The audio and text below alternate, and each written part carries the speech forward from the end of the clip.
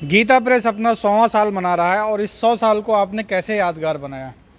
देखिए 100वां साल यादगार इसलिए हुआ हमारा कि इसके प्रारंभ में शुभारंभ के समय हम लोगों ने माननीय राष्ट्रपति महोदय जी को बुलाया और वो सहर्ष आए भी यहाँ।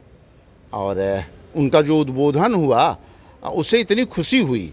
मैं संचालन कर रहा था, मैंने कहा कि भाई ये संयोग नहीं है, दैव योग से ये सुयोग प्राप्त हुआ है कि आज हमारे बीच माननीय राष्ट्रपति महोदय जी हैं।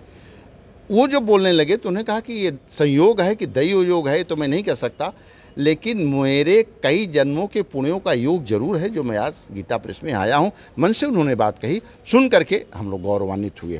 तो यादगार बनाने के लिए हम लोगों ने इस बार ये रखा था लक्ष्य कि हम 100 करोड़ रुपए मूल्य की पुस्तकें उपलब्ध कराएंगे।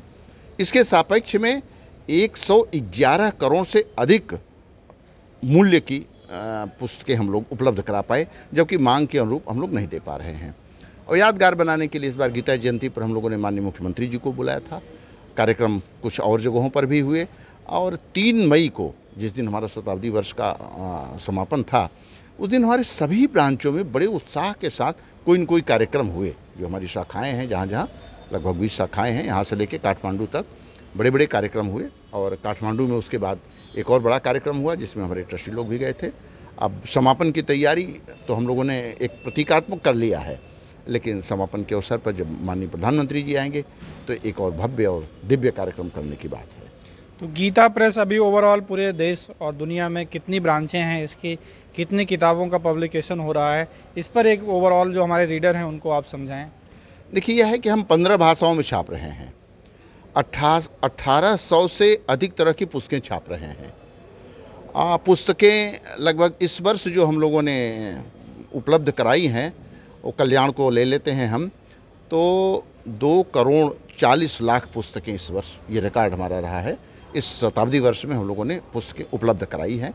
और हम लोग पहले एक छापते थे हर आय वर्ग के लिए, हर आयु वर्ग के लिए, और अब हर आयु वर्ग के लिए भी छाप रहे हैं।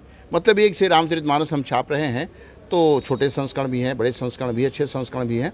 लेकिन इसके बाद हम लोगों ने आर्ट पेपर पर चित्रों के साथ कुछ पुस्तकें निकालना प्रारंभ किया। और जो पहली पुस्तक रामचरितमानस छपी, गीता छपी, पहले रामचरितमानस छपा। रामचरितमानस का विमोचन माननीय मुख्यमंत्री जी ने किया था और उस समय महामहिम राष्ट्रपति महोदय और उत्तर प्रदेश की गवर्नर महोदया साथ में थी, उनके उपस्थिति में उन्होंने किया था। और इन पुस्तकों की हमारे मांग बहुत अधिक बढ़ती जा रही है।